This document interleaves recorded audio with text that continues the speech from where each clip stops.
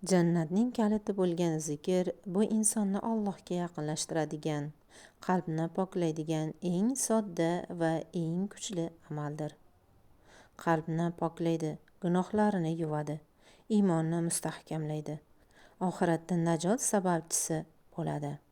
Ko'p aytilgan zikr, ko'p savob, pok qalb va jannatga eltuvchi yo'ldir. لا حول ولا قوة إلا بالله من كنوز الجنة. لا حول ولا قوة إلا بالله جنة خزينة لردندر. عن أبي موسى رضي الله عنه قال: أخذ النبي صلى الله عليه وسلم في أقبة أو قال في ثنية، فلما علا عليها رجل نادى فرفع صوته: لا إله إلا الله والله أكبر. قال: ورسول الله صلى الله عليه وسلم على بغلته، فإنكم لا تدعون أصم ولا غائبا. ثم قال: يا أبا موسى أو يا عبد الله، ألا أدلك على كلمة من كنوز الجنة؟ قلت: بلى. قال: لا حول ولا قوة إلا بالله. رواه الأربعة. أبو موسى رضي الله عنه دان روايات qilinadi. Rasululloh sallallohu alayhi vasallam bir tepalik yoki dovonga chiqa boshladilar. Uning ustiga chiqilganda bir kishi baland ovoz bilan La ilaha illalloh, Allohu akbar dedi. Rasululloh sallallohu alayhi vasallam xachirlarini ustida turib, sizlar kar yoki g'oyib zotga duo qilayotganingiz yo'q. Ey Abu Musa yoki ey Abdulloh, senga jannat xazinasidan bo'lgan kalimaga dalolat qilaymi dedilar. Ha dedim. La havla va la quvvata illa billahi dedilar. To'rtovlari rivoyat qilishgan. Sharh: La havla va la quvvata illa billahining ma'nosi o'zgarish ham, quvvat ham faqatgina Alloh ila bo'lur demakdir. Kim ixlos bilan la havla va la quvvata illa billahini aytib yursa, jannatning xazinasiga ega bo'lar ekan. وللترمذي: ما على الأرض أحد يقول لا إله إلا الله والله أكبر ولا حول ولا قوة إلا بالله إلا كفرت عنه خطاياه ولو كانت مثل زبد البحر. Tirmizining rivoyatida yer yuzida biror kishi la ilaha illalloh vallohu akbar va la havla va la quvvata illa billahi desa, albatta uning xatolari agar dengizning ko'pigicha bo'lsa ham kafforat qilinadi deyilgan. Sharh: la havla va la quvvata illa billahini aytib yurgan kishining gunohlari ham yuvilar ekan. عن قيس بن سعد بن عبادة رضي الله عنه أن أباه دفعه إلى النبي صلى الله عليه وسلم يخدمه، فقال: فمر بي النبي صلى الله عليه وسلم وقد صليت فضربني برجله وقال: ألا أدلك على باب من أبواب الجنة؟ قلت: بلى. قال: لا حول ولا قوة إلا بالله. Qays ibn Sa'd ibn Ubada radhiyallohu anhudan rivoyat qilinadi. Otalari u kishini Nabiy sallallohu alayhi vasallamga xizmat qilish uchun topshirdilar. Nabiy sallallohu alayhi vasallam mening oldimdan o'tdilar. Namozni o'qib bo'lgan edim. U zot meni oyoqlari bilan turtib, seni jannatning eshiklaridan bir eshikka dalolat qilaymi dedilar. Ha dedim. La havla va la quvvata illa billahi dedilar. Demak la havla va la quvvata illa billahi jannatning eshiklaridan biri ekan. Shuning uchun uni ko'p aytib yurmoq kerak. وقال صفوان بن سليم رضي الله عنه: ما نهض ملك من الأرض حتى قال لا حول ولا قوة إلا بالله. Safvon ibn Sulaym radhiyallohu anhu dedi. Hech bir farishta la havla va la quvvata illa billahi demasdan turib yerdan ko'tarilgan emas. Sharh: qay bir farishta osmonga chiqar bo'lsa, albatta la havla va la quvvata illa billahini aytmog'i shart ekan. Uni aytmasa osmonga chiqa olmas ekan. An Abi Hurayra radhiyallohu anhu qol: قال لي رسول الله صلى الله عليه وسلم أكثر من قول لا حول ولا قوة إلا بالله فإنها كنز من كنوز الجنة. Abu Hurayra radhiyallohu anhudan rivoyat qilinadi. Rasululloh sallallohu alayhi va sallam menga la havla va la quvvata illa billahini ko'proq ayt. Albatta u jannatning xazinalaridan bir xazinadir dedilar. Sharh: demak, kim jannatning xazinalaridan biriga ega bo'lmoqchi bo'lsa, la havla va la quvvata illa billahini ko'proq aytishi kerak ekan.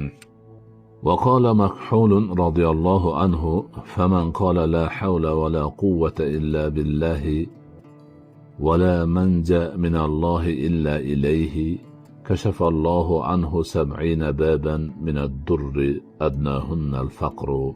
روى هذه الثلاثة الترمذي. مكحول رضي الله عنه dediler: kim la havla va la quvvata illa billahi ولا منجأ من الله إلا إليه desa, Allah undan 70 zararning eshigini yopadi, ularning eng kichigi faqirlikdir. Uchovini Tirmiziy rivoyat qilgan. Sharh: kim o'zidan zararlarni uzoq bo'lishini istasa, la havla va la quvvata illa billahi va la manja'a min Allohi illa ilayhi deb aytsin. La havla va la quvvata illa billahini ulamolarimiz qisqa qilib havqala nomi bilan ataganlar. Ya'ni la havla va la quvvata illa billahining turli so'zlaridan ba'zi harflarni olib havqala hosil qilingan. Imom Navoiy la havla va la quvvata illa billahining ma'nosi haqida Imom Muslimning sahihlariga yozgan sharhlarida bunday deganlar: Abul Haysam havl harakat ma'nosidadir. Shunda umumiy ma'no Allohning xohishsiz hech bir harakat ham quvvat ham yo'q degani bo'ladi deb aytgan. Ibn Mas'ud radhiyallohu anhu bunday deganlar: la havla va la quvvata illa billahining ma'nosi Allohning saqlovisiz, u zotning ma'siyatidan burilish yo'q, o'zining yordamisiz u zotning toatiga quvvat yo'q deganidir. 4 mazhab ulamolari azonda hayya alas sola, hayya alal falah kalimalarini aytirganda la havla va la quvvata illa billahining billahi deyish mustahabligini ta'kidlaganlar. Bu haqda Nabiy sallallohu alayhi va sallamning hadislarida ko'rsatma berilgan. Shuningdek, qiyin holga tushganda, bemor bo'lganda, biror narsadan ajablanib, unga ko'z tegishidan qo'rqqanda, bir narsadan shumlanganda, uydan chiqayotganda, kechasi uyg'onib ketganda, har namozdan keyin havqalani aytish mustahabdir. La havla va la quvvata illa billahi 99 dardga davodir. U qalbga tushgan g'am anduhlarni daf qiladi. Imom Tabaroniy va Hokim Abu Hurayra radhiyallohu anhudan rivoyat qilgan hadisda Nabiy sallallohu alayhi va sallam bunday deganlar: kim la havla va la quvvata illa billahini aytsa 99 dardga davo bo'lur. Eng yengili g'amdir. La havla va la quvvata illa billahi bandaga berilgan ne'matni muhofaza qilish va undagi yaxshilik va fazilni boqiy qoldirish yo'lidir. Imom Tabaroniy Uqba ibn Amir radhiyallohu anhudan rivoyat: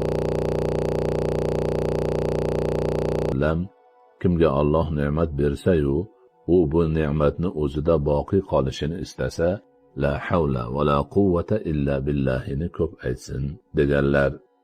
Rasululloh sallallohu alayhi va sallamning sahobalari la havla va la quvvata illa billahi ila mushkul kushoyish bo'lishini va balo ofat dab bo'lishini o'z tajribalarida sinab ko'rganlar.